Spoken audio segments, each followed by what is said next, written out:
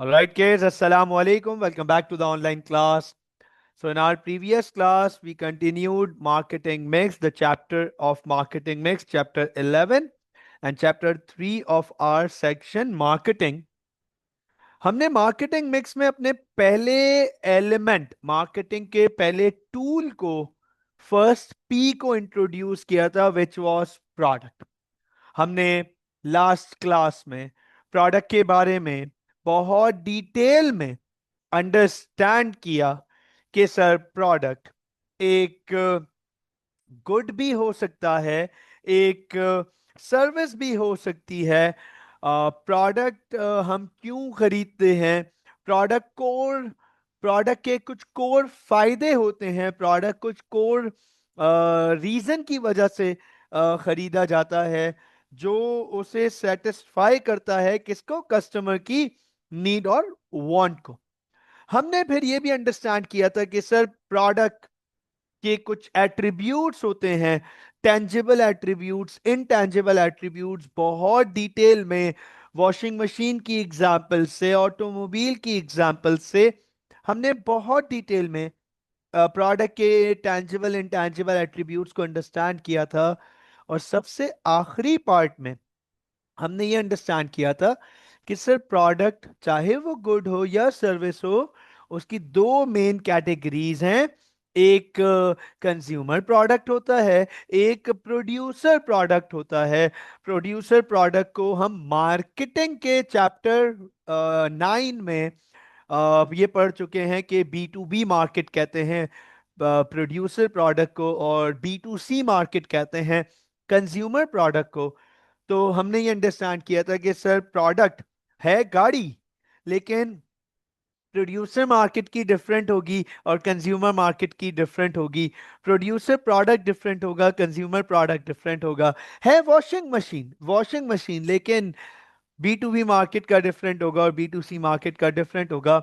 तो हम आज प्रोडक्ट के ही चैप्टर को कंटिन्यू कर रहे हैं, प्रोडक्ट जो कि मार्केटिंग मिक्स का पहला और सबसे इंपॉर्टेंट एलिमेंट है। हमने ये भी पढ़ा था कि without product no other marketing mix element would exist. Product के बगैर कोई और मार्केटिंग मिक्स एलिमेंट, चाहे वो प्राइस हो, चाहे वो प्रमोशन हो या वो प्लेसिंग हो, वो एग्जिस्ट नहीं करेगा। तो आज हम कंटिन्यू कर रहे हैं मार्केटिंग मिक्स प्रोडक्ट को और पढ़ने जा रहे हैं प्रोडक्ट लाइफ साइकिल। इसको शॉर्ट फॉर्म में हम बहुत दफा PLC के नाम से जानते हैं, प्रोडक्ट लाइफ साइकिल। सवाल आ जाता है, सर क्या है ये प्रोडक्ट लाइफ साइकिल और कैसी दिखती है ये लाइफ साइकिल? हम क्यों पढ़ रहे हैं प्रोडक्ट लाइफ साइकिल? क्या जरूरत पड़ी और बिजनेस इसको कैसे यूज करता है? क्या इसके कुछ लिमिटेशंस, ड्रॉबैक्स भी हैं? तो अंडरस्टैंड कीजिएगा, प्रोडक्ट लाइफ साइकिल डिस्क्रिप्शन लिख रहा हूं, नोट कीजिएगा। It shows the different stages of, yeah, it shows the different stages a product passes through its entire life। तो अब नोट कीजिएगा, प्रोडक्ट लाइफ साइकिल ये एक ऐसी अप्रोच है या एक ऐसा मॉडल है, या उससे भी बेहतर टर्म, ये एक ऐसा ग्राफ है,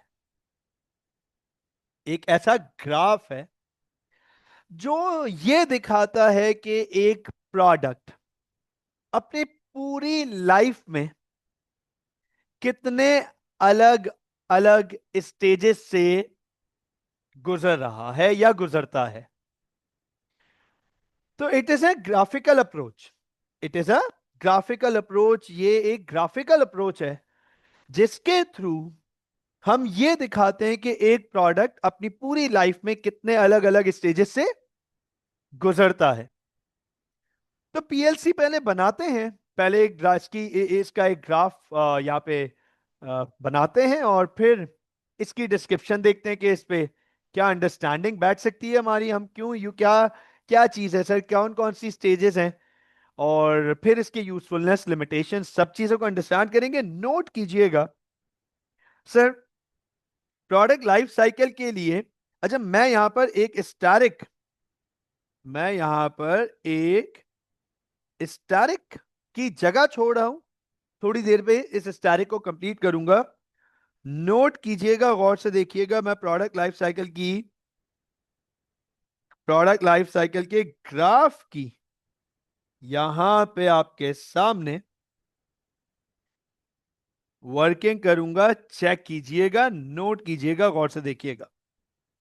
सर, ये जो हमारे पास हॉरिजॉन्टल एक्सेस है ना, horizontal axis, this is time. ये है time. Usually it is in number of years. ये आमतौर पे ईयर्स पर होता है, नंबर ऑफ ईयर्स। ये आमतौर पे हॉरिजॉन्टल एक्सिस ईयर्स पर होती है। Time, this shows time. अब एक प्रोडक्ट अलग अलग स्टेजेस से गुजरता है, तो आपको पता है कि एक प्रोडक्ट की जो सबसे पहली स्टेज है, अंडरस्टैंड कीजिएगा, वो है डेवलपमेंट। डी, मैं यहां पर नीचे मेंशन भी करूंगा, ये चेक कीजिएगा, डेवलपमेंट। मैं यहां पर मेंशन करूंगा, ये चेक कीजिएगा, दिस इज डेवलपमेंट। कोई भी प्रोडक्ट है, कोई भी प्रोडक्ट है सर, वो सबसे पहले डेवलपमेंट स्टेज से गुजरेगा। वी ऑल नो कि प्रोडक्ट को डेवलप करना पड़ता है, मतलब प्रोडक्ट को बनाना पड़ता है, राइट। प्रोडक्ट को डेवलप करना पड़ता है, मतलब प्रोडक्ट को बनाना पड़ता है। दुनिया में जितने भी प्रोडक्ट्स आपके सामने मौजूद हैं, चाहे वो पॉपुलर हो या नॉट सो पॉपुलर हो, मेरे सामने इसमें जितने सारे प्रोडक्ट्स मौजूद हैं सर, मेरे सामने ये एप्पल का आईपैड मौजूद है, मेरे सामने ये हायर का कीबोर्ड मौजूद है, मेरे सामने ये लेनोवो का थिंकपैड मौजूद है, मेरे सामने ये A4 टैग का HD वेबकैम मौजूद है, मेरे सामने ये सपोर्टिंग स्टूडियो लाइट मौजूद है, मेरे सामने ये दो supporting camera setups and cameras मौजूद हैं, एक आईफोन मौजूद है। अंडरस्टैंड कीजिएगा, प्रोडक्ट्स की भरमार है आगे पीछे। सर, इन तमाम प्रोडक्ट्स में सबसे पहले इन प्रोडक्ट्स की डेवलपमेंट हुई होगी। ऑल्दो प्रोडक्ट डेवलपमेंट या new product development, NPD, is purely part of A2 syllabus. Although although it is purely part of A2 syllabus. हम A2 में बहुत डिटेल में सेक्शन 3 मार्केटिंग में ही पढ़ते हैं न्यू प्रोडक्ट डेवलपमेंट, NPD। लेकिन यहां पर आपको सिर्फ इतना बताना चाहूंगा, ओनली दिस, कि every business needs to come up with new product anyhow, either to survive or to grow. They had to come up with new product development. कभी भी कोई भी बिजनेस एक ही या पुराने ही प्रोडक्ट पे नहीं सरवाइव किया है। They had to bring new product, therefore new product development. तो डेवलपमेंट स्टेज, सबसे पहली स्टेज है डेवलपमेंट। एक प्रोडक्ट सबसे पहले डेवलप होता है, उसका आइडिया सामने आएगा, उसका कॉन्सेप्ट दिमाग में आएगा कि न प्रोडक्ट कैसा दिखेगा, क्या होगा, इसका डिजाइन कैसा होगा, थीम कैसे होगी, प्रोडक्ट बना क्यों रहे हैं, पर्पस क्या है, कौन सी नीड और वांट को केटर करने जा रहा है, हिट करने जा रहा है प्रोडक्ट डेवलप। अब जब एक दफा प्रोडक्ट डेवलप हो गया, मतलब उसका ट्रायल एंड टेस्ट भी करा लिया हमने, मार्केट रिसर्च, प्राइमरी मार्केट में एक्सपेरिमेंट्स पढ़े कि एक्सपेरिमेंट्स होते हैं, एक्सपेरिमेंट्स कंडक्ट किए जाते हैं, सर्वे कंडक्ट किए जाते हैं जिसमें हम एक्सपेरिमेंट्स कराते हैं, ट्रायल्स कराते हैं कि आप ट्रायल करें, फीडबैक दें, ट्रायल करें, फीडबैक दें, प्रोडक्ट के बारे में बताएं, प्रोडक्ट कैसा है, गौर से सुनना, डेवलपमेंट। एक दफा जब प्रोडक्ट रेडी हो गया टू लॉन्च, राइट, लॉन्च, तो उसका शुरू होता है, गौर से देखिएगा और नोट कीजिएगा सर, उसका शुरू होता है इंट्रोडक्शन फेज, इंट्रोडक्टरी आई, डेवलपमेंट, और फिर शुरू होता है उसका इंट्रोडक्टरी फेज। मैं यहां पर थोड़ी सी लाइन गैदर करूंगा, चेक कीजिएगा, ओके, ओवर हियर। फिर आता है हमारे पास आई, आई फॉर, यहां पे लिखूंगा इंट्रोडक्शन, चेक कीजिएगा, इंट्रोडक्शन। अब मार्केट में प्रोडक्ट को इंट्रोड्यूस किया जाता है, इस फेज में बिजनेस अपने प्रोडक्ट को मार्केट में इंट्रोड्यूस करता है कि देखो भाई, ये है हमारा प्रोडक्ट, ये है इसकी कैरेक्टरिस्टिक, ये है इसके फीचर्स, हमने ये यूं लॉन्च किया है, इसलिए लॉन्च किया है, ये पर्पसेस पूरे करेगा, इंट्रोडक्शन। ठीक है ना? जब एक दफा वो मार्केट में इंट्रोड्यूस हो गया, सेटल टाइम चाहिए, सेटलिंग टाइम पूरा हो गया, प्रोडक्ट सेटल हुआ, इंट्रोडक्शन पूरा हो गया, लोगों को पता चलना शुरू हो गया आपके प्रोडक्ट के बारे में, तो अब उसका शुरू होगा, गौर से देखिएगा और नोट कीजिएगा, अब उसका शुरू होगा growth phase, G, G for growth. अब उसका ग्रोथ फेज शुरू होगा। अब मार्केट में वो पॉपुलर हो गया है, रिनोन्ड हो गया है, कॉमन हो गया है, लोग प्रोडक्ट को पहचानना शुरू हो गए हैं, लोग प्रोडक्ट के पीछे दीवाने होने शुरू हो गए हैं, उसकी ग्रोथ फेज आ रही है या आ चुकी है, ग्रोथ आ रही है उस प्रोडक्ट की डिमांड में, सेल्स में, मार्केट में अवेयरनेस में, या मार्केट की एग्जिस्टेंस में। जब एक दफा वो अपना टाइम लेगा, ग्रोथ फेज पूरा करेगा, ग्रोथ फेज जब एक दफा पूरा हो जाता है, तो प्रोडक्ट लाइफ साइकिल के अकॉर्डिंग, गौर से देखिएगा और नोट कीजिएगा, ये प्रोडक्ट आ जाता है अपने मेच्योरिटी एंड सैचुरेशन फेज पे, M/S। इसको बहुत जगहों पे अलग अलग सेक्शन में भी दिखाया जाता है, दो अलग अलग टाइम फ्रेम में भी दिखाया जाता है कि पहले मेच्योरिटी और फिर सैचुरेशन, और बहुत जगहों पर इसको एक साथ एक ही ब्लॉक में भी दिखाया जाता है, कोई हर्ज नहीं है, हम मेच्योरिटी सैचुरेशन दोनों को इसी ब्लॉक में दिखा देंगे, दोनों को इसी फेज में दिखा देंगे, मेच्योरिटी पहले होगी, सैचुरेशन लेटर होगा, पहले मेच्योरिटी वाला सेक्शन आएगा, फिर सैचुरेशन वाला फेज आएगा। तो मेच्योरिटी सैचुरेशन ये चेक कीजिएगा, M/S का मतलब है कि सर अब जो प्रोडक्ट है वो पहले मेच्योरिटी फेज में जाएगा और फिर जाएगा सैचुरेशन फेज में। इसका मतलब अब वो अपनी पोटेंशियल पर आ चुका है, अपनी पोटेंशियल पर आ चुका है। अब और ज्यादा मार्केट में ये हंगामा नहीं करेगा, मार्केट में ये और धमाके नहीं करेगा। ये अपनी मेच्योरिटी टॉप पर आ चुका है, पीक पर आ चुका है। मार्केट में भी इस वक्त इसके जैसे राइवल्स बहुत सारे मौजूद होंगे, और मार्केट बिल्कुल, गौर से सुनना, हाईली कंपैटिटिव मूड में होगी।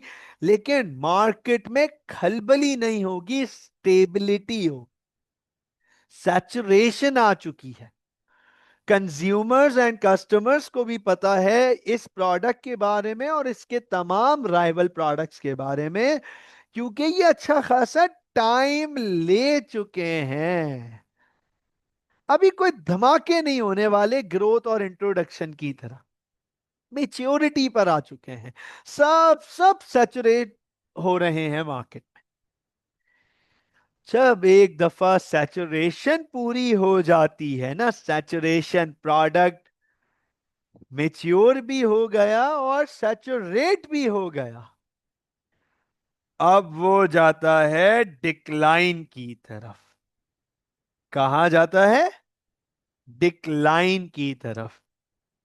तो चेक कीजिएगा, ये जाएगा अब डिक्लाइन की तरफ। तो सर, डिक्लाइन।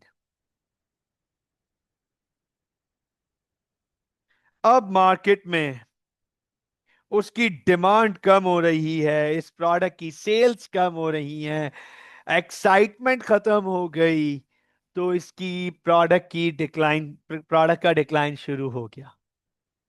तो अंडरस्टैंड कीजिएगा, मैंने एक स्टैरिक छोड़ा था, मैं उस स्टैरिक को कंप्लीट करूंगा और फिर इस प्रोडक्ट लाइफ साइकिल की ग्राफ को कंप्लीट करूंगा। नोट कीजिएगा और गौर से देखिएगा, प्रोडक्ट लाइफ साइकिल पीएलसी, ये चेक कीजिएगा। PLC is usually drawn against sales revenue level। ये जो पीएलसी है ना, पीएलसी हमेशा इसको ड्रॉ किया जाता है सेल्स रेवेन्यू के अगेंस्ट। मतलब ईयर्स, टाइम को चेक किया जाता है लेवल ऑफ सेल्स रेवेन्यू से। तो ये जो हमारे पास वर्टिकल एक्सेस है ना, वर्टिकल एक्सेस, ये जो हमारे पास वर्टिकल एक्सेस है, ये सेल्स रेवेन्यू टेस्ट करती है। हॉरिजॉन्टल एक्सेस हमारे पास टाइम स्पैन है, number of years. Vertical access हमारे पास सेल्स रेवेन्यू है। तो अब आप गौर से देखना, मैं इस डायग्राम को कंप्लीट करूंगा। आप मुझे एक बात बताएं, एक प्रोडक्ट डेवलपमेंट फेज में है, एक प्रोडक्ट डेवलपमेंट फेज में है, क्या उसकी कोई सेल्स होंगी? क्या उसकी कोई सेल्स होंगी? क्या बिजनेस कोई सेल्स अचीव करेगा डेवलपमेंट फेज में? No sir, right? नो, है ना? बिजनेस के प्रोडक्ट की डेवलपमेंट फेज में कोई सेल्स, क्योंकि वो तो अभी डेवलपमेंट फेज में है। Is this right? प्रोडक्ट तो अभी डेवलपमेंट फेज में, प्रोडक्ट तो अभी मार्केट में लॉन्च ही नहीं हुआ, सेल्स कैसे आ गई? तो सेल्स नहीं होगी, अभी वो डेवलपमेंट फेज में है। अब डेवलपमेंट फेज में हमें हमें हमें कंफर्मेशन मिल गई कि product is good to be launched into the market. अब जाहिर सी बात है, हम लॉन्चिंग करेंगे, हम मतलब बिजनेस लॉन्चिंग करेगा, तो क्या लॉन्चिंग के टाइम सेल्स आएंगी? क्या लॉन्चिंग के टाइम, इंट्रोडक्शन फेज में सेल्स आएंगी? हमने अब मार्केट में उसे इंट्रोड्यूस कर दिया, we have introduce the product into the market, right? Yes sir, है ना शायान? यस। क्या बिल्कुल ठीक, राइट। सर अब सेल्स आएंगी हमारे पास। अच्छा मुझे ये बताएं, क्या बहुत सेल्स आ जाएंगी? क्या बहुत सेल्स आ जाएंगी? नो, बहुत सेल्स नहीं आएंगी। बहुत सेल्स नहीं आएंगी।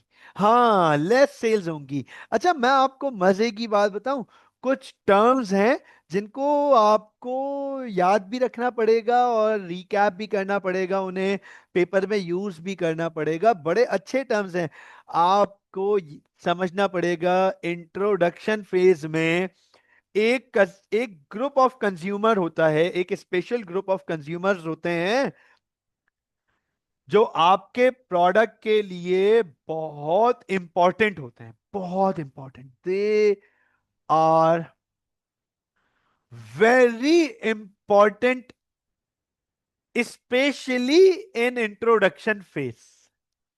खास तौर पे बोल रहा हूं, खास तौर पे वो इंट्रोडक्शन फेज में आपके बहुत इंपॉर्टेंट कंज्यूमर्स बन जाते हैं।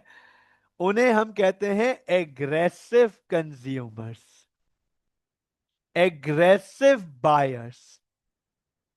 कौन होते हैं ये एग्रेसिव बायर्स, एग्रेसिव कंज्यूमर्स? दो किस्म के कंज्यूमर्स होते हैं। आपको पता है कंज्यूमर मार्केट में दो किस्म के कंज्यूमर्स होते हैं। 98% of the consumers conservative consumers होते हैं, कंजर्वेटिव। मैं और आप भी कंजर्वेटिव कंज्यूमर्स हैं। कंजर्वेटिव कंज्यूमर्स कौन है? वो जो फीडबैक का वेट करते हैं, वो फीडबैक नहीं प्रोवाइड करते बल्कि फीडबैक का वेट करते हैं। They are not the early adopters. वो वेट करते हैं, कोई नया प्रोडक्ट आया तो वो उसके बारे में रिव्यू पूछते हैं कि ये कैसा प्रोडक्ट है, अगर किसी ने इस्तेमाल किया है तो बताएं। कोई नई मूवी आती है तो वो उसके बारे में पूछते हैं कि कैसी थी ये मूवी, मुझे बताएं, मैं सिनेमा जाके देखना चाह रहा हूं या चाह रही हूं। They look for the feedback. They are not there to give the review. They are rather using the review. Conservative consumers होते हैं। 2% अराउंड कंज्यूमर जो है ना, वो एग्रेसिव या अर्ली अडॉप्टर्स में आते हैं। ये वो लोग होते हैं जो रिव्यू प्रोवाइड करते हैं। उन्हें मजा आता है कि कोई भी नया प्रोडक्ट आया है ना, हम पहले चेक करेंगे।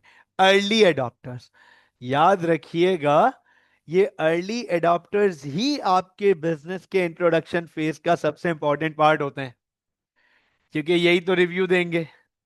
इन्होंने अगर रिव्यू खराब दिया, अगर इन्होंने रिव्यू अच्छा नहीं दिया, तो सर फिर आपके प्रोडक्ट की लाइफ छोटी हो जाएगी। फिर आपके प्रोडक्ट की लाइफ छोटी हो जाएगी। ये जो नंबर ऑफ ईयर्स है ना, ये all of a sudden shrink हो जाएंगे। तो एग्रेसिव बायर्स जिनको हम कहते हैं, अर्ली अडॉप्टर्स जिनको हम कहते हैं, very important. They are very very important, तो अंडरस्टैंड कीजिएगा। अब अच्छा, अब मैं आपके सामने एक टिपिकल प्रोडक्ट लाइफ साइकिल बनाने जा रहा हूं, एक टिपिकल प्रोडक्ट लाइफ साइकिल। गौर से देखिएगा, this is how it looks. इस तरीके से कि इंट्रोडक्शन फेज में भी बिल्कुल शुरू में ना, बिल्कुल शुरू में सेल्स नहीं होंगी। सेल्स आहिस्ता आहिस्ता करके इंट्रोडक्शन फेज में, ये देखें, सेल्स बिल्कुल आहिस्ता आहिस्ता करके सुकून इत्मीनान से ग्रो की है। वेरी लेस इंक्रीज और राइज इन सेल्स। बहुत छोटा सा राइज आया है सेल्स में, बहुत छोटा सा। But this is introduction phase ना, क्योंकि अभी तो प्रोडक्ट मार्केट में इंट्रोड्यूस किया है हमने। ये तो इंट्रोडक्टरी फेज है प्रोडक्ट का मार्केट में। अब जब एक दफा आपके अर्ली एडॉप्टर्स, आपके एग्रेसिव बायर्स ने positive word of mouth and feedback पहुंचाया, और ये काम तो बिजनेस खुद भी कर लेता है कि paid influencers and sponsored post के थ्रू पॉजिटिव फीडबैक प्रोवाइड करवाता है और हाइप क्रिएट करवाता है, राइट, हाइप क्रिएट करवाता है। तो जब प्रोडक्ट की एकदम से हाइप बनती है और पॉजिटिव रिव्यूज आना शुरू होते हैं और एक दो बड़े इन्फ्लुएंसर्स उसे शाउट आउट दे देते हैं, तो थोड़ा सा हुजूम फॉलो करना शुरू होता है। और अगर प्रोडक्ट में वाकई दम है, जान है, तो लगता है प्रोडक्ट का ग्रोथ फेज। और ग्रोथ फेज में सेल्स जो है वो ये देखो स्काई रॉकेट होती है, sky high. All of a sudden ये एकदम बूम ग्रोथ आ जाती है, मतलब solid increment in the sales. लोगों का हुजूम आपके प्रोडक्ट के पीछे भागना शुरू हो जाता है। आप ये नोट करो कि इंट्रोडक्शन में ये इंक्रीमेंट आया था, overall this was the overall increment. लेकिन जरा ग्रोथ फेज का इंक्रीमेंट तो देख लो, कहां से यहां से यहां इस लेवल पे पहुंच गया। चेक करो, सिर्फ इंक्रीमेंट चेक कर लो, आपको आइडिया हो जाएगा कि this is actually growth, growth phase. अब अंडरस्टैंड करना, जाहिर सी बात है, एक एक टाइम आएगा कि हाइप टूटेगी। There will come a time, hype टूटेगी, खत्म होगी, क्योंकि आपका प्रोडक्ट मैसेस में जा चुका है। और अब लोग रिव्यूज नहीं देख रहे, बल्कि वो खुद लाइव प्रोडक्ट टेस्ट करके फीडबैक, खुद अपने आप से फीडबैक जनरेट कर रहे हैं प्रोडक्ट एक्सपीरियंस करके। तो सेल्स तो बूम हो गई।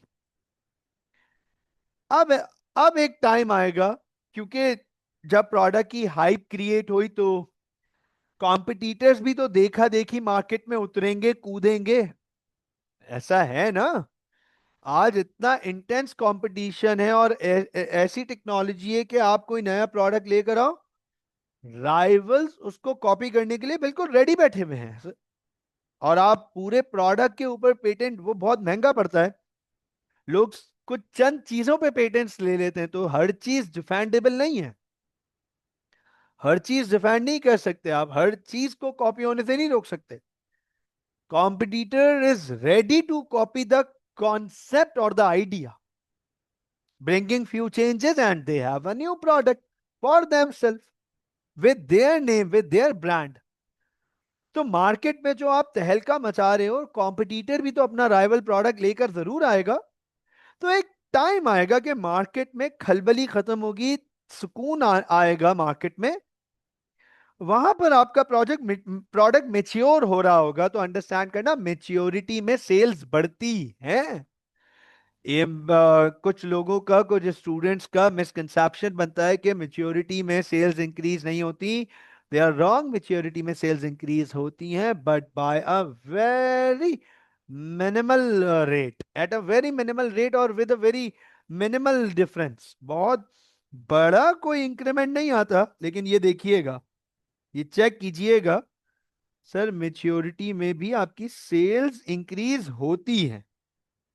देखो, स्टार्ट यहां पर हुआ था, अब आप यहां पहुंच चुके हो ऑलरेडी, मेच्योरिटी में सेल्स इंक्रीज हुई है।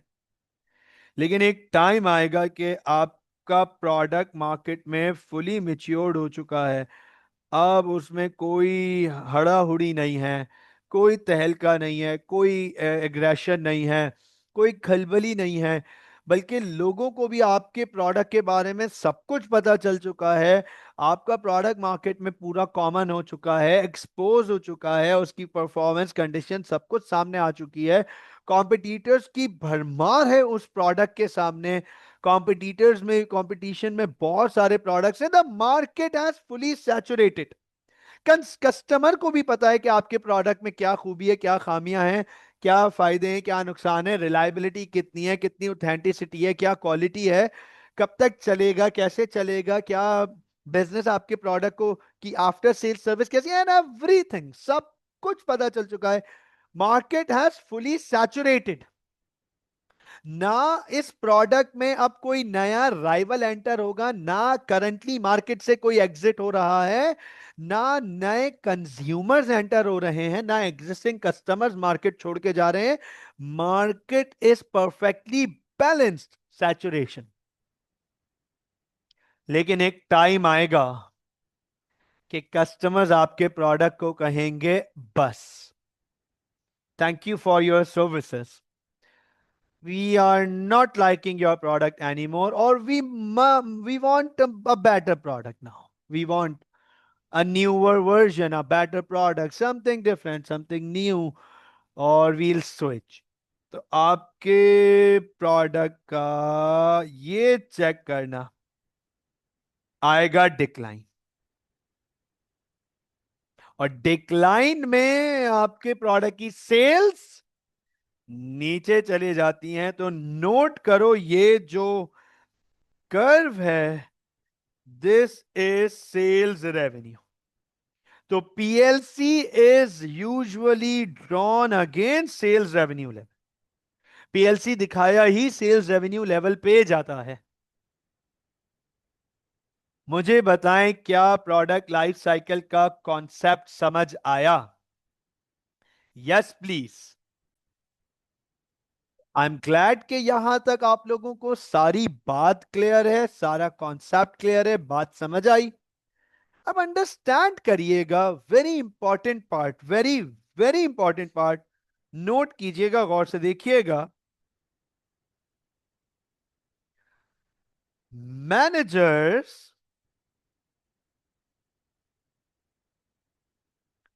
Perform PLC analysis, product life cycle analysis, to make relevant changes to the marketing plans and strategies। मैं आपसे एक सवाल पूछूं, आप लोगों से एक सवाल पूछ रहा हूं, जरा फोकस कीजिएगा। मुझे ये बताएं, क्या डेवलपमेंट फेज में और इंट्रोडक्शन फेज में और ग्रोथ फेज में और मेच्योरिटी सैचुरेशन फेज में और डिक्लाइन फेज में, क्या बिजनेस की स्ट्रैटेजी हर फेज में एक प्रोडक्ट को लेके सेम होगी? Will a business be following और operating unified strategy in all the phases? Do you think that's valid? No, sir. Different style, right? Different, है ना? डिफरेंट स्ट्रैटेजीज के साथ बिजनेस हर फेस को डिफरेंट स्ट्रैटेजीज के साथ केटर करेगा। ऐसा ही है ना? इफ आई से के जो प्राइस इंट्रोडक्शन में है, क्या वही प्राइस मेच्योरिटी के फेज में भी होगा?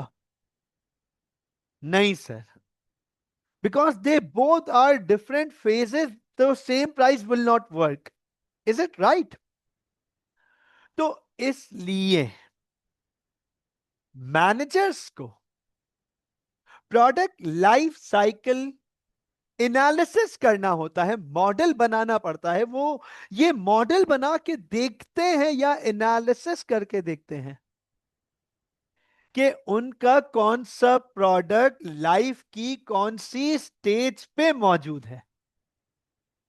कि अगर उन्हें लगता है कि अब हमारा प्रोडक्ट इंट्रोडक्शन से ग्रोथ फेज में चले गया है, तो वो प्राइस चेंज करेंगे, वो प्रमोशन स्ट्रैटेजीज चेंज करेंगे, वो एडवर्टाइजमेंट कैंपेन्स चेंज करेंगे, वो मैसेज चेंज करेंगे, डिस्ट्रीब्यूशन चैनल्स चेंज करेंगे। कि अगर उनका प्रोडक्ट ग्रोथ से मैच्योरिटी पर आ गया है तो वंस अगेन वो प्राइस चेंज करेंगे, वो मेथड्स ऑफ डिस्ट्रीब्यूशन चेंज करेंगे, प्रमोशन कैंपेन्स चेंज करेंगे सर। इसलिए मैनेजर्स को ये प्रोडक्ट लाइफ साइकिल पढ़ना बड़ा जरूरी होता है।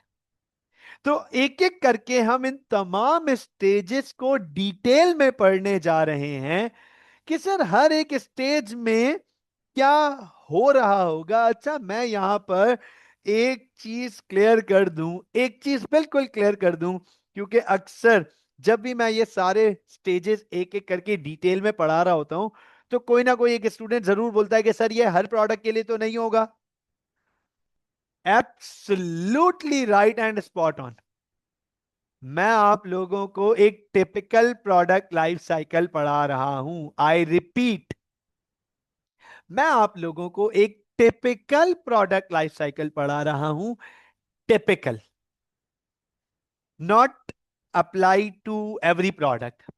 ठीक है ना, टिपिकल है ये कि एक टिपिकल प्रोडक्ट लाइफ साइकिल का एक इंट्रोडक्शन स्टेज होगा। नोट कीजिएगा, टिपिकल प्रोडक्ट लाइफ साइकिल में हमारे पास एक इंट्रोडक्शन स्टेज होगा और उस इंट्रोडक्शन स्टेज में क्या हो रहा होगा ये चेक करना। Product is launched into the market, ठीक है ना। प्रोडक्ट को मार्केट में लॉन्च किया जाता है। सेल्स ग्रो स्लोली, अभी हमने थोड़ी देर पहले देखा। सेल्स ग्रो स्लोली एक टिपिकल प्रोडक्ट के लिए। ऐसे भी मार्केट में, मैं आपको अभी बता रहा हूं, मार्केट में ऐसे भी प्रोडक्ट हैं जिनकी प्रोडक्ट लाइफ साइकिल में इंट्रोडक्शन फेज में ही एक्सपोनेंशियल सेल्स भी आई हैं, लेकिन वो टिपिकल नहीं है ना, कॉमन नहीं है। They are very unique, one of a kind products.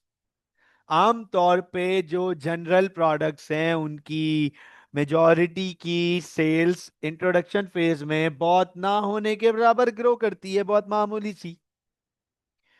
Informative advertising is done, ये हम आगे बहुत डिटेल में पढ़ेंगे। इंफॉर्मेटिव एडवर्टाइजिंग, बाकायदा प्रोडक्ट के बारे में इंफॉर्म किया जाता है कि प्रोडक्ट क्या है, कैसा है, फीचर्स क्या हैं, कैरेक्टरिस्टिक्स क्या हैं। फैक्ट्स एंड फिगर्स के थ्रू, न्यूमेरिकल वैल्यूज के थ्रू कस्टमर को प्रोडक्ट के बारे में कन्विंस नहीं, उसे बताया जाता है कि प्रोडक्ट ऐसा है।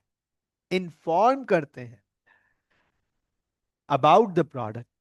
Firm might not earn a profit at this stage, this is so true. इस स्टेज पे शायद उन्हें अभी तक प्रॉफिट होना स्टार्ट ही ना हुआ हो, ये तो इंट्रोडक्शन फेज है। हम अगले ही चैप्टर में प्राइस स्कीमिंग पढ़ेंगे, तो सिर्फ ये पता होना चाहिए कि आपको कि प्राइस स्कीमिंग यूज की जा सकती है अगर प्रोडक्ट कोई अपनी नौयत की इन्वेंशन है, या फिर अगर मार्केट में आपके जैसे और बहुत प्रोडक्ट हैं और आप भी कुछ ऐसा ही लेकर आए हो, तो फिर आप कंपैटिटिव प्राइसिंग भी कर सकते हो। कंपैटिटिव प्राइसिंग, तो अंडरस्टैंड करना, इंट्रोडक्शन फेज में मार्केट को देखते हुए बहुत सारे डिसीजन स्ट्रैटेजी बनाई जाती है। उसमें प्राइसिंग की भी स्ट्रैटेजी होगी। आप स्कीमिंग प्राइसिंग भी कर सकते हो, पेनिट्रेशन प्राइसिंग भी कर सकते हो, कॉम्पिटिटिव प्राइसिंग भी कर सकते हो, और ये सारी प्राइसिंग हम अगले चैप्टर मार्केटिंग मिक्स प्राइस में पढ़ेंगे। Don't have to worry about this right now. जब एक दफा इंट्रोडक्शन फेज पूरा हो जाता है तो आता है बिजनेस का ग्रोथ फेज। ये देखो, फिर आता है ग्रोथ फेज, हमने अभी अभी थोड़ी देर पहले देखा। तो ग्रोथ फेज में क्या हो रहा होता है? सेल्स ग्रो रैपिडली, सेल्स बहुत तेजी से ग्रो करती हैं सर। और वो भी हमने देख लिया कि मैसिव इंक्रीमेंट आता है, एक्सपोनेंशियल इंक्रीमेंट होता है सेल्स में।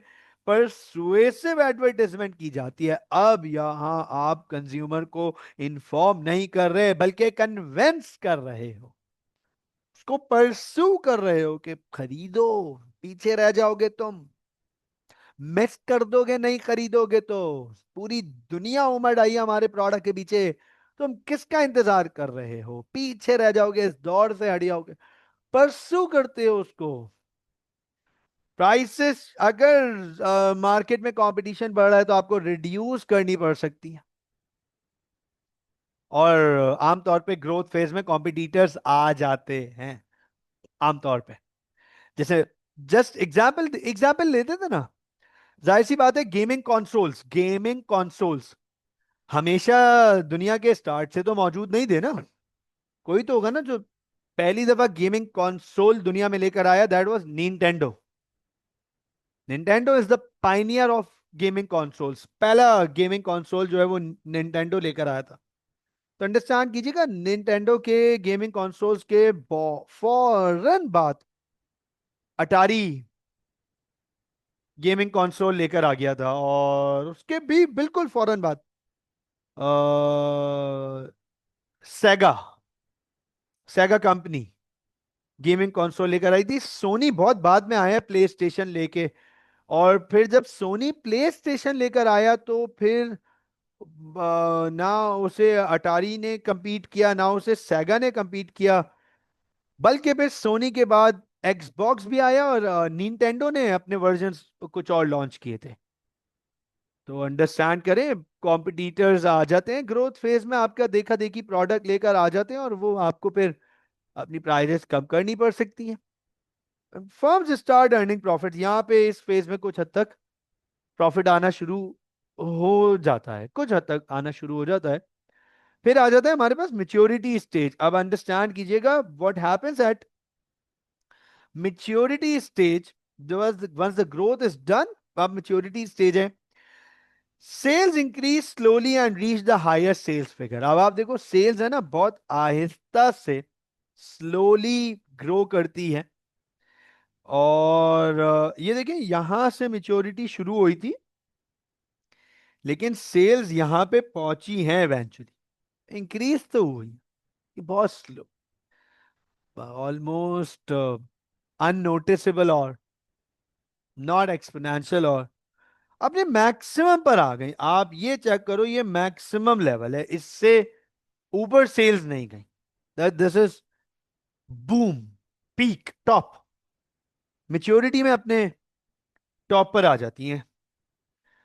Competition is at the maximum level. Market में आपके जैसे और भी बहुत सारे प्रोडक्ट्स हैं जिनको हम मी टू कहते हैं, मी टू प्रोडक्ट्स। मार्केट में आपके जैसे बहुत प्रोडक्ट्स हैं इस वक्त मी टू, तो कंपटीशन मैक्सिमम है। प्रमोशनल प्राइसिंग इस मौके पर बड़ी अच्छी हो जाती है, आप प्रमोशंस लगाते हो, और प्राइसिंग भी प्रमोशन के हिसाब से ही करते हो। प्रॉफिट्स अपने हाईएस्ट लेवल पर आ जाते हैं, अपने हाईएस्ट लेवल पे, क्योंकि फर्म्स अपने मैक्सिमम लेवल पे मौजूद हैं अपनी सेल्स में, तो प्रॉफिट्स भी स्काई हाई होते हैं, इस वक्त मैक्सिमम प्रॉफिट्स होते हैं। फिर आता है सैचुरेशन स्टेज। फिर आपको आपके प्रोडक्ट का बनता है सैचुरेशन स्टेज। तो ये चेक कीजिएगा, अब आपको रिपीटेटिव एडवर्टाइजिंग करनी पड़ती है, कस्टमर को रिमाइंड कराना पड़ रहा है। अच्छा, आप चेक करो how the words have changed, how the words have changed.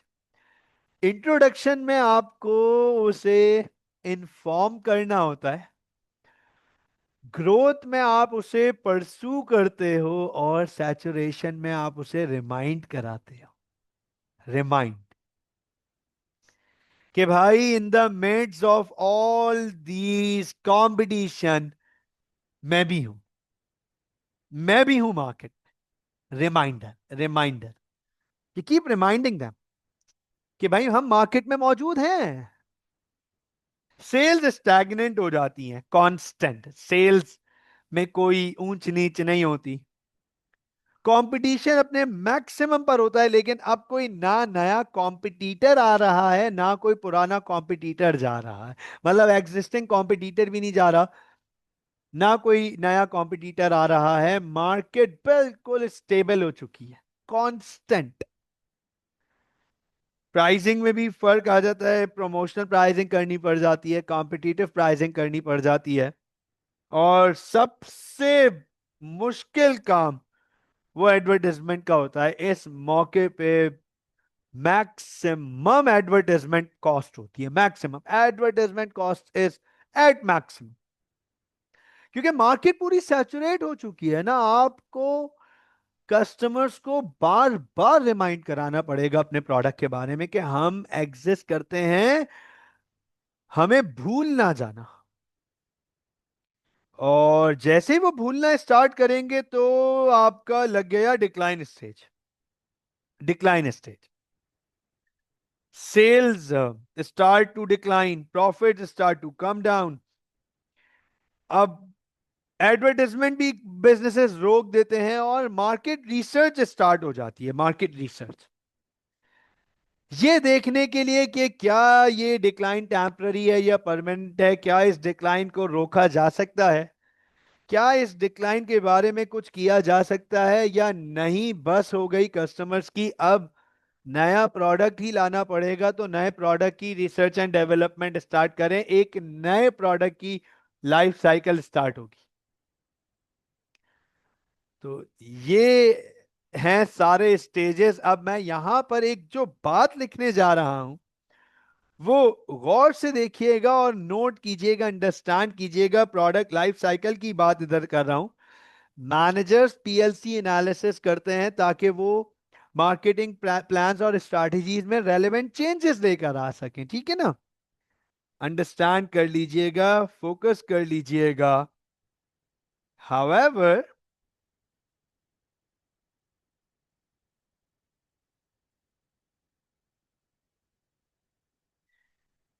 PLC does not fit relevant for all products। PLC जरूरी नहीं है कि हर प्रोडक्ट को फिट हो जाए। हर प्रोडक्ट पे पीएलसी फिट नहीं होता। रीजंस हम आगे पढ़ेंगे, लिमिटेशंस बहुत डिटेल में पढ़ेंगे। यहां पर इस पॉइंट पर इस मौके पर एक बात, एक पॉइंट जरूर ऐड ऑन करना चाहूंगा कि प्रोडक्ट लाइफ साइकिल ये जो आपके सामने नजर आ रही है ये एक टिपिकल प्रोडक्ट लाइफ साइकिल है। For different products, the sales can be much different. This curve can be of very different shapes. ये एक टिपिकल प्रोडक्ट लाइफ साइकिल बनाया है आपकी अंडरस्टैंडिंग के लिए। बहुत सारे प्रोडक्ट का शेप बिल्कुल डिफरेंट होगा, टाइम फ्रेम बिल्कुल डिफरेंट होगा। आपको मैं मजे की बात बताऊं, दुनिया में आज ऐसे प्रोडक्ट भी मौजूद हैं जिनकी पूरी लाइफ 1 साल से भी कम है। आई रिपीट, आई रिपीट, दुनिया में इस वक्त ऐसे प्रोडक्ट्स भी मौजूद हैं जिनकी पूरी लाइफ 1 साल से भी कम है। मतलब from development to decline, from 1D to second D, 1 साल के अंदर खत्म लाइफ साइकिल। और पता है आपको, ऐसे प्रोडक्ट्स भी इस वक्त दुनिया में मौजूद हैं जिनकी लाइफ 1.5 1.5 200 साल हो चुकी है। उनके प्रोडक्ट्स की लाइफ 200 साल हो चुकी है और वो आज भी मार्केट में एग्जिस्ट कर रहे हैं। और मजे की बात सुन लो कि दो प्रोडक्ट्स दुनिया में ऐसे हैं कि जो अपने मेच्योरिटी से ग्रोथ फेज में वापस आए हैं। This is again the concept of PLC.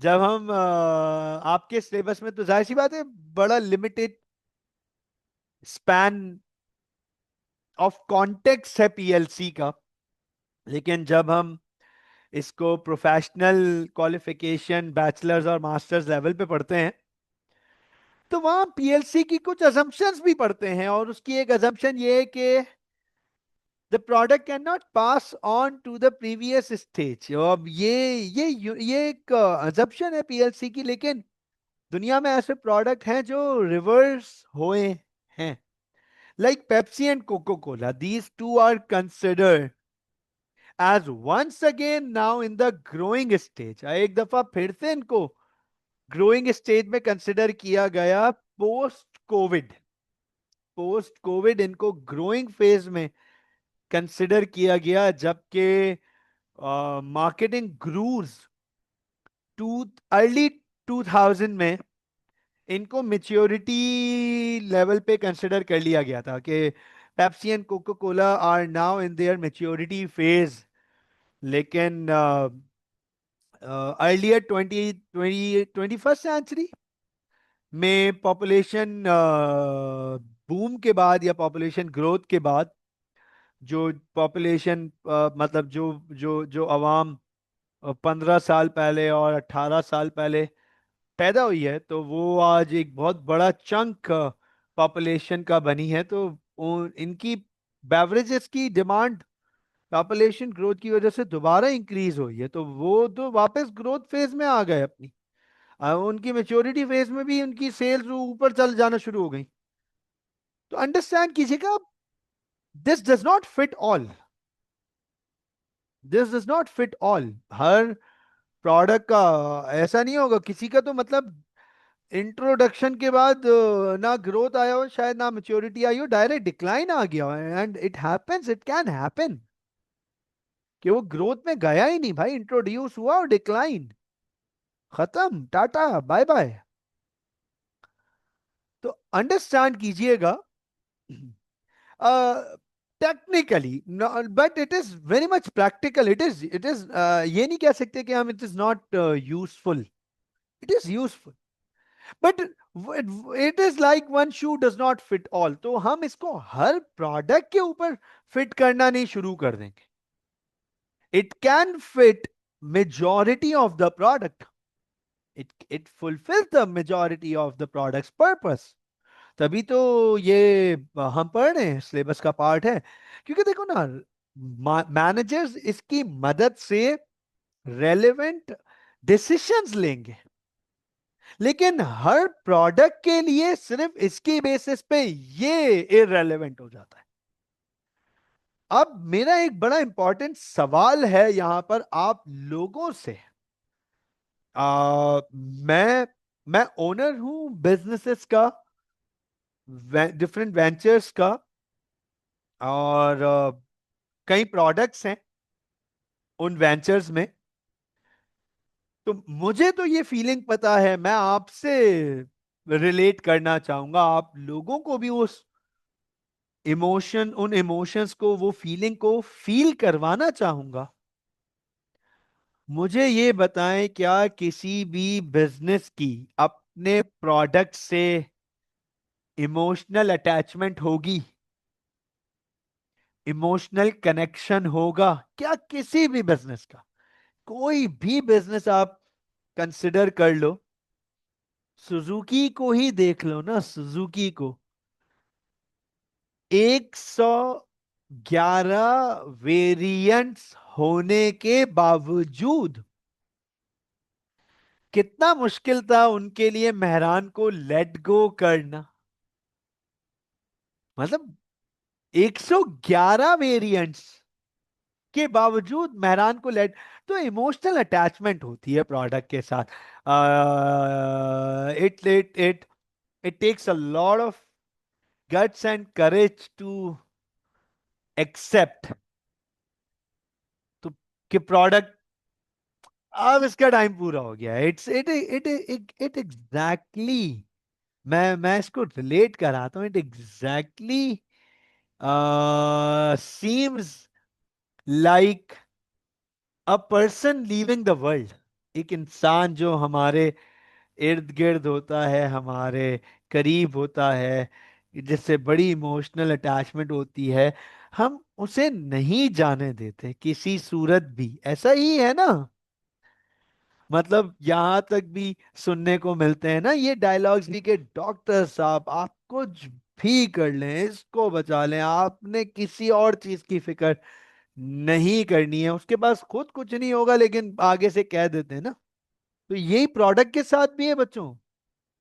कोई भी बिजनेस अपने प्रोडक्ट की डिक्लाइन एक्सेप्ट करेगा ही नहीं। अंडरस्टैंड कीजिएगा, मैं और आप as a business owner, as an entrepreneur, हर सूरत लड़ेंगे। किस चीज से? प्रोडक्ट के डिक्लाइन को रोकने के लिए हम यहां बैरियर्स लगा देंगे, बैरिकेड्स लगा देंगे। लाइक नोकिया, हाँ लाइक नोकिया, दे आर, देखो नोकिया का ब्रांड अब चलता आ रहा है। The original owners have gone ना, वो तो ओरिजिनल ओनर्स ने तो बेच दिया था, बट स्टिल दे फॉट। आपने एग्जाम्पल सही दिया, not today but they fought. 2011 में भी वो लड़ रहे थे इस चीज पे कि नहीं, हम नहीं डिक्लाइन एक्सेप्ट कर रहे, हम कुछ नया लेकर आएंगे। और वो कुछ नए के चक्कर में कुछ बैड डिसीजंस और लिए उन्होंने, बट दे फॉट। तो अंडरस्टैंड करना, मैं और आप बिजनेस अपने प्रोडक्ट के डिक्लाइन को रोकने के लिए लड़ेंगे मार्केट में। उसको कहते हैं एक्सटेंशन स्ट्रेटेजीज, ये चेक करें जरा। उसको हम कहते हैं product life cycle extension, product life cycle extension. तो अंडरस्टैंड कीजिएगा, चेक कीजिएगा। No business would ever accept the decline phase of their product. Therefore, they would try different things. Things के साथ ये चेक करना, strategies to increase the life of their product and prevent the decline stage. दुनिया का कोई भी business कभी भी ये नहीं चाहेगा कि उसका प्रोडक्ट डिक्लाइन फेज में आ जाए, कभी भी नहीं। तो वो अलग अलग स्ट्रैटेजीज अपनाएंगे, अलग अलग तरीके अपनाएंगे कि बस किसी भी तरीके से इसकी लाइफ को बढ़ा दिया जाए, इसकी लाइफ को इंक्रीज कर दिया जाए, इसका डिक्लाइन फेज रोक दिया जाए। तो ग्राफिकली ये कुछ इस तरीके से नजर आएगा।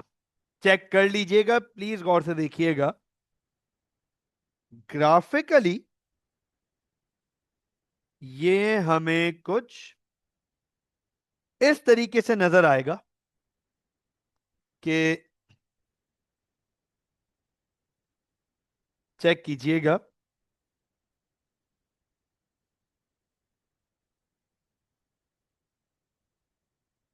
अब आप ये देखें, जैसे ही डिक्लाइन नजर आया या शुरू हुआ, तो बिजनेस वहीं से स्ट्रैटेजीज रिवाइज करेगा। उससे थोड़ा सा पहले से ही स्ट्रैटेजी रिवाइज करना शुरू कर देगा कि स्ट्रैटेजी इस टाइम पे ही अप्लाई कर चुके हैं, वो ये वाले टाइम पे स्ट्रैटेजी अप्लाई कर चुके हैं। बस स्ट्रैटेजी को टेक ओवर करने में टाइम लगेगा। जैसे ही वो स्ट्रैटेजी ओरिजिनल स्ट्रैटेजी को टेक ओवर करेगी, the cycle would expand, the sales will increase and the life will be prolong. इसे एक्सटेंशन स्ट्रैटेजी कहते हैं। देखो कहां तो ये प्रोडक्ट यहां खत्म होने वाला था, अब यहां तक पहुंच गया, तो टाइम फ्रेम बढ़ गया। और कहां इसकी सेल्स यहीं रुक गई थी, अब सेल्स एक दफा गिरते गिरते दोबारा बढ़ गई। एक्सटेंशन स्ट्रैटेजी, इसको हम कहते हैं Extension strategy. Alize, you are 100% right. Alize is saying that, sir, extension strategy may not be always successful. You are absolutely right about that. Extension start इसमें कोई गारंटी नहीं है कि extension strategy would work, but हम business कोशिश जरूर करेगा। Result आए ना आए, ये एक टिपिकल एक्सटेंशन स्ट्रैटेजी, ये this is a typical extension strategy कि एक बिजनेस ने अपने एक्सटेंशन स्ट्रैटेजी के थ्रू अपने प्रोडक्ट का डिक्लाइन रोक दिया और उसकी लाइफ भी बढ़ा दी और सेल्स भी रिवाइव कर दी। This is a typical extension strategy, not fit for all. अब सवाल ये बनता है इस वक्त, हाउ, सर ये काम कैसे करते हैं? अरे भैया एक्सटेंशन कैसे अप्लाई कर दी सर? क्या इंसान को तो हॉस्पिटल ले जाते हैं, डॉक्टर उससे इसकी मरम्मत कराते हैं, तबीयत ठीक कराते हैं, अगर कुछ ऑपरेशन ऑपरेशन की जरूरत पड़ती है, कुछ पार्ट शार्ट चेंज करने पड़ते हैं, तो भाई इंसानों के लिए तो हो जाता है। सर प्रोडक्ट का क्या करते हैं? वेंटिलेटर पे ले जाए, क्या क्या करें? प्रोडक्ट को डॉक्टर से दवाइयां लगवाएं, क्या करें सर? प्रोडक्ट के बारे में क्या करें? तो अंडरस्टैंड करना प्रोडक्ट की एक्सटेंशन स्ट्रैटेजीज, ये गौर से देखिएगा। Here are the extension strategies, here are the extension strategies. Product की लाइफ कैसे बढ़ाई जाती है, डिक्लाइन कैसे रोका जाता है, change the taste flavour. Product का टेस्ट और फ्लेवर चेंज कर दो। और भी पहले लिख रहे, फिर पूरी बात करेंगे। Change the design, colour, new promotional campaigns, different methods, message, different vibes, new markets, outlets, new different usages। मैं आपके सामने चंद रियल वर्ल्ड एग्जाम्पल्स प्रेजेंट करने जा रहा हूं। Those businesses have applied very successful extension strategies, and I am a fan of their extension strategies. Literally fan of their extension strategies। मतलब कमाल कर दिया उन्होंने। वो प्रोडक्ट जो मार्केट से खत्म हो चुका था, तबाह बर्बाद बाहर, उन्होंने उसे रीलॉन्च करके हिला दिया पूरी मार्केट को। आइए एग्जांपल देता हूं आपको, दो बहुत बड़े ब्रांड्स के बहुत अच्छे प्रोडक्ट्स की एग्जांपल देता हूं। पहली एग्जांपल दूंगा लू के कैंडी बिस्किट्स की। आपने ये नाम जरूर सुना हुआ होगा, LU, जिसके जिसका टक है, कैंडी है, बेकरी है, राइट? लू का बेकरी बिस्किट, लू का गाला, है ना? तो मुझे प्रिंस बाय लू, हाँ प्रिंस भी तो लू कंपनी का है, तो अंडरस्टैंड करना। आप सब ने यकीनन, आप सबको भी पसंद होगा कैंडी बिस्किट। हाँ कैंडी बिस्किट खाया है, candy biscuit is a very good biscuit. हाँ अच्छा बिस्किट है, मजेदार बिस्किट है। ये एक डिफरेंट बिस्किट्स की रेंज में एक डिफरेंट किस्म का बिस्किट मिल जाता है हमें, है ना? आपको पता है कैंडी बिस्किट 2013 में मार्केट से आउट हो गया था, 2013 में। और ऐसा आउट हुआ था कि 6-7 महीने तक मार्केट में उसकी कोई एग्जिस्टेंस नहीं थी, था ही नहीं, वो विड्रॉ हो चुका था मार्केट से। रीजन भी बता देता हूं। 2013 से पहले candy biscuit was portrayed as a family biscuit in all their campaigns and advertisement. घरेलू माहौल, घर घर में ही दिखाने वाला बिस्किट था। उसकी पुरानी जो एडवर्टाइजमेंट्स है ना, अगर मैं कैंडी की लेट 90s की एडवर्टाइजमेंट्स कुछ रिकैप कराऊं, कुछ लेट 90s की, 90s के दौर की, 98, 97, 99 के दौर की अगर कुछ कैंपेन्स रिकैप कराऊं कैंडी बिस्किट की, तो एक एडवर्टाइजमेंट ऐसी थी, एक कैंपेन ऐसी थी कि दिखाया कि घर के घंटी बजी, दरवाजा खोला तो एक सहेली दूसरी सहेली से मिलने आई है। तो दोनों सहेलियां बातें करते करते एक एक चेस्टर ड्रॉर के पास पहुंचे, ठीक है ना, जो कह लो टीवी कंसोल के नीचे जो हमारे पास ड्रॉर सेटअप है, राइट। तो वहां पर दादाजी की ऐसे ऐसे ये दीवार है ना जैसे पीछे, तो दीवार के साथ ये दोनों सहेलियां खड़ी हुई हैं, सामने इधर पीछे ड्रॉर है, ऊपर दादाजी मरहूम की तस्वीर है, ठीक है। और नौकर जो है वो कैंडी बिस्किट की ट्रे सर्व करता है, तो जो होस्ट होती है वो ड्रॉर पे रख देती है और दोनों बातें करती रहती है। और कैंपेन में दिखाया कि दादा बू जो है ना वो तस्वीर में से हाथ निकाल निकाल के कैंडी बिस्किट खाते रहते हैं, और जब आखिरी बिस्किट उठाते ना तो उनकी नजर पड़ जाती है और वो तीनों हंसते हैं, हाँ हाँ हाँ, और म्यूजिक है, कैंडी में जो खास बात है वो किसी और में कहा। ये एक कैंपेन हो गई कैंडी के पुराने दौर की। दूसरी कैंपेन एक और भी कुछ इसी तरीके से दिखाई थी 99 के वर्ल्ड कप के दौरान के, क्रिकेट मैच चल रहा है पाकिस्तान इंडिया का और पूरा घर टीवी से चिपका हुआ है और सब लोग बड़े इंटरेस्टिंगली वो फाइनल मोमेंट्स देख रहे हैं, और इसमें एकदम से भूख लगती है तो नौकर आके कैंडी बिस्किट वहां पे टीवी सेट के सामने रख देता है, और कैंपेन में दिखाया है कि वो बैट्समैन बोलता है सबर करो, और वो टीवी में से हाथ डाल के निकाल के वो कैंडी बिस्किट खाता है, तो सब लोग हंसते हैं। और कैंडी की जो खास बात है, अब अंडरस्टैंड करना, ये घर दिखाया था उनकी पुरानी कैंपेन्स में। कैंडी वॉज रेफर्ड और पिक्चराइज्ड और इमेजिनाइज्ड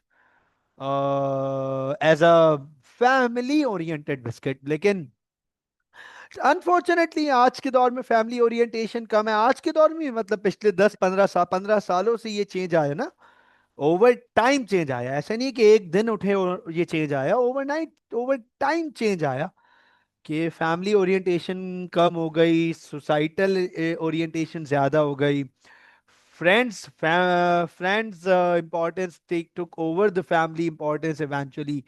और ये आज भी है। तो 2013 में उनको ये रियलाइज हो गया था कैंडी कंपनी को। अच्छा, कैंडी कंपनी का पुराना रैपर ऑरेंज बर्गंडी कलर का था, it was very different colour, मतलब वो ऑरेंज तो ऑरेंज भी नहीं था, टिपिकल ऑरेंज भी नहीं था, वो ऑरेंज येलोइश शेड में, जो आग जैसा शेड होता है ना वो वाले शेड में था। It was thick thick and less salty, less sweet. 2013 में उनको ये रियलाइज हो गया कि दिस इज द एंड, ठीक है ना। अब ये गया और मार्केट में बहुत सारे और अच्छे बिस्किट्स अवेलेबल है जिसको लोग प्रेफर कर रहे हैं, तो कैंडी की डिमांड और sales, it got affected, it got affected really bad. तो उन्होंने मार्केट से विड्रॉ किया, candy was withdrawn, taken out of the market. लेकिन वो विड्रॉ हार मानने के लिए नहीं किया, रिवैम्प करने के लिए किया, एक्सटेंशन। उन्होंने सबसे पहले कैंडी बिस्किट के टेस्ट और फ्लेवर को चेंज किया, टेस्ट किया और फ्लेवर किया और स्वीट, प्रोडक्ट को बनाया क्रिस्प एंड थिन। ये पहले इतना पतला और इतना क्रिस्पी नहीं था। मैंने पहले वाले भी बहुत खाए हुए और अभी भी वाले भी, दोनों के बीच में मैं काफी डिफरेंसेस बता सकता हूँ। अभी वाला क्रिस्प हो गया, थिन हो गया। अभी वाले की पैकेजिंग आप चेक करो, क्या खूबसूरत रॉयल मरून कलर है उसका, royal. It is literally one of the royal elite colours. आप कैंडी के पैकेजिंग को कभी स्टोर पे देखना, आपको नजर आएगा कि यार it is something, it looks good to the eyes. आप चेक करना कभी, बचकाना कलर, या वो कलरफुल कलर वाला नहीं है। It look, it gives a bit premium vibe, the colour. और फिर सबसे बड़ी चीज, कैंडी ने थीम चेंज की। आप सब ने वो एडवर्टाइजमेंट देखा होगा कि वो कैंडी वो गाड़ी में सिग्नल पे खड़ा हुआ होता है अपनी मर्सिडीज में, मर्सिडीज भी सेम बर्गंडी कलर की, वो पर्पल, वो मरून कलर की है। और जो कैंडी बिस्किट के रैपर का पैकेजिंग का कलर है। और वो राइट साइड पे या लेफ्ट साइड पे किसी एक साइड पे दिखता है, और उसे कॉलेज का या यूनिवर्सिटी का अपना टाइम याद आ जाता है कि कैसे वो सारे दोस्त खेल रहे होते थे, और दोस्तों के बीच खेलते हुए वो दिखा रहे होते थे कि वो कैंडी बिस्किट शेयर कर रहे हैं एक दूसरे के साथ। तो the concept have change, family orientation से फ्रेंड्स ओरिएंटेशन पे आ गए, तो रिवाइवल आया। तो आप देखो, उन्होंने टेस्ट फ्लेवर चेंज किया, डिजाइन चेंज किया, कलर चेंज किया, प्रमोशनल कैंपेन्स चेंज किया, डिफरेंट मैथड्स, डिफरेंट वाइब्स लेकर आ गए। आज देख लो कैंडी की सेल्स दोबारा मार्केट में बहुत हाई है। They have once again recap the market, जबरदस्त तरीके से। ये तो कैंडी बिस्किट की एग्जांपल हुई ना, आओ आपको एक और बड़े ब्रांड की एक और एग्जांपल देता हूं, बेहतरीन एग्जांपल। आप सबको बड़ा फेवर, आपका कैंडी की तरह ये भी बड़ा फेवरेट प्रोडक्ट होगा। हालांकि इसकी कंजम्पशन इतनी फ्रीक्वेंट नहीं होगी हमारी, मैं ये बात कंफर्म कह दूं, मैं अपनी खुद भी बात कर रहा हूं। लेकिन जब भी ये प्रोडक्ट कंज्यूम करते हो तो आपको एक बिल्कुल डिफरेंट किस्म की एक सेटिस्फैक्शन भी बोलो और फीलिंग भी बोलो। पेप्सी की स्लाइस, और स्लाइस जूस वो वाला डब्बे वाला नहीं, बॉटल। हाँ है, उसकी वाइब है, वो एक अलग टेस्ट है। आप उसे डेली कंज्यूम नहीं करते, मैं और आप पेप्सी की स्लाइस को डेली कंज्यूम नहीं करेंगे, वंस अ मंथ और 2 मंथ या 3 मंथ, लेकिन उसकी एक अलग फीलिंग है। आपको पता है पेप्सी की Slice was initially launched as a healthy drink, है ना कमाल? है ना कमाल? पेप्सी की Slice was initially launched with the perception of a heavy drink, healthy drink. Heavy बोल दिया, healthy drink. Kids natural mango और मैंगो जूस है, और इस तरीके से that didn't work out actually. जब वो क्लिनिकली या लैब टेस्ट हुए और सारी चीजें सामने आई, तो पता चला भाई it is artificial and it's just like any other drink without फिज। विदाउट फिज, फिज नहीं है भाई इसमें, बाकी सब कुछ वही है, आर्टिफिशियल, कोई नेचुरल इंग्रेडिएंट्स नहीं है, कुछ नहीं है। तो थिंग्स बैकफायर्ड फॉर पेप्सी, और पाकिस्तान में भी और दुनिया में कुछ और मुल्कों में भी कुछ पेनल्टीज लगी थी, कुछ फाइंस देने पड़े थे फॉल्स फ्लैग मार्केटिंग के। तो 2008 में वो, 2007 में वो भी तकरीबन मार्केट से बाहर ही हो गया था, 2007 से में ना, 2009 में वो एक नए मैसेज और नई थीम के साथ मार्केट में एंटर हुए, नई ब्रांड एम्बेसडर के साथ, कैटरीना कैफ। वो कैटरीना कैफ को उन्होंने पेप्सी स्लाइस का ब्रांड एम्बेसडर बनाया, ग्लोबल एम्बेसडर। और उसको एक थीम दी, अ, अ, जिसमें दिखाया कि मैंगो का जूस है ये, and it is like something different और यूनिक, और एक स्लोगन लेकर आए, बस जरा सा रस। ये स्लोगन के साथ वो मार्केट में एंटर हुए, and it was a very bold advertisement, but that change the perception of Pepsi. Message change हो गया तो वाइब चेंज हो गई, बस जरा सा रस, and it change the vibe. They were back, and since then आज स्लाइस पेप्सी का स्टार प्रोडक्ट है। वो भी हम आगे पढ़ेंगे थोड़े थोड़े टाइम में, एक दो अगली क्लास में पढ़ेंगे what is a star product, but that is a star product now. तो सर प्रोडक्ट की एक्सटेंशन स्ट्रैटेजी ऐसे अप्लाई की जाती हैं, मुझे बताएं। Is that clear? Yes, please.